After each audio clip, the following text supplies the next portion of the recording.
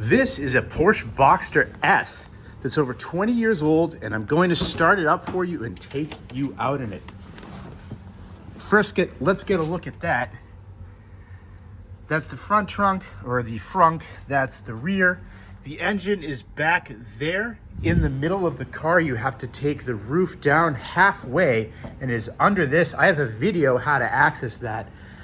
It is quite a time-consuming process. So I made sure to start this up cold for you. Woo.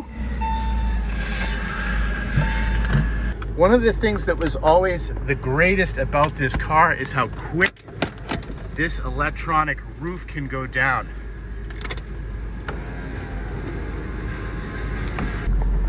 So the Boxster is liquid cooled. This is the 3.2 liters. Flat 6-cylinder, which is very typical to Porsche. These cars can be picked up used in the aftermarket for under $10,000.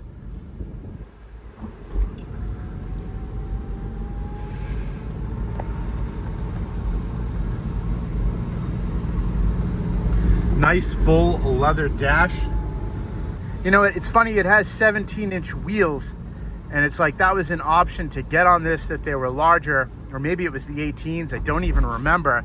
And what's funny is that that's actually become a small wheel size at this point, to the point of that I actually find the newer cars looking a little bit ridiculous, like the 911 with the staggered wheels, and they're so big that the car has become slightly bloated, really.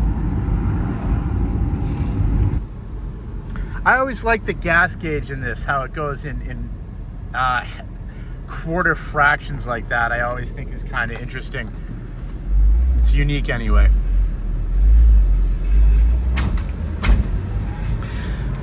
Fun fact about this car, at 64,000 miles, the original brakes are still on this.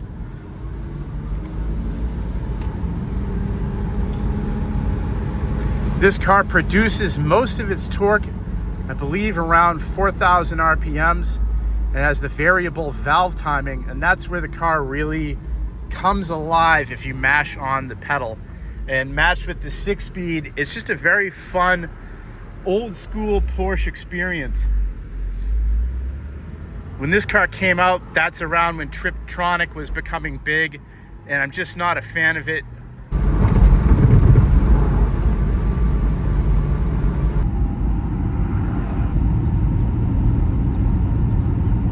One thing about this car having the mid-engine, it does have a bit of a twitchy feeling on the highway, where the mass of the car is concentrated more in the middle, and that is of course standard to mid-engine cars. It's not a major drawback, it's just that there's a lot of other German sports cars of this era, like the E38 M3.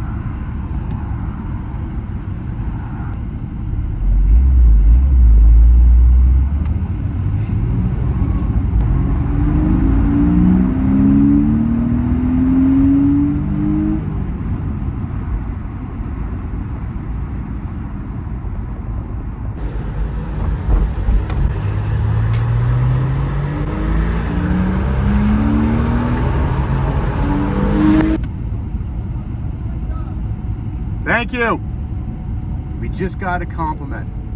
That's always nice in a car this old that, as I said, isn't even $10,000 anymore on Craigslist if you get the higher mileage ones.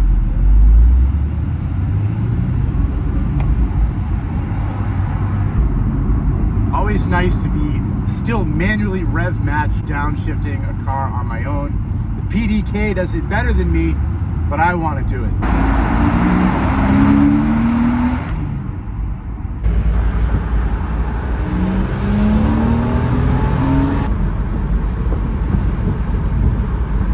The interior has held its own over 2 decades. I like the simplicity of it, the two-tone, the leather dashboard.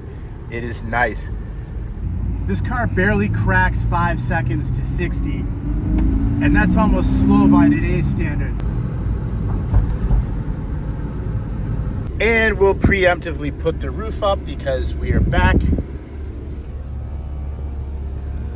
20 years old, electronic, taking 10 seconds.